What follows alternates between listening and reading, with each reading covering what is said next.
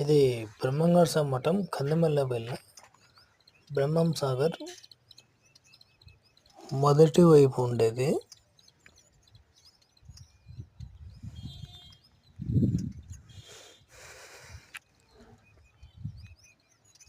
ఇక్కడ డ్యామ్ ఉంది.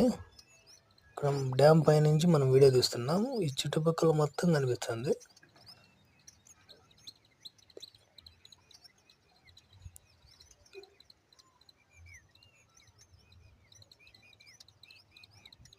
ఒకప్పుడు ఇక్కడ చాలా బాగుండేది, కూర్చుండే వాళ్ళు కూడా.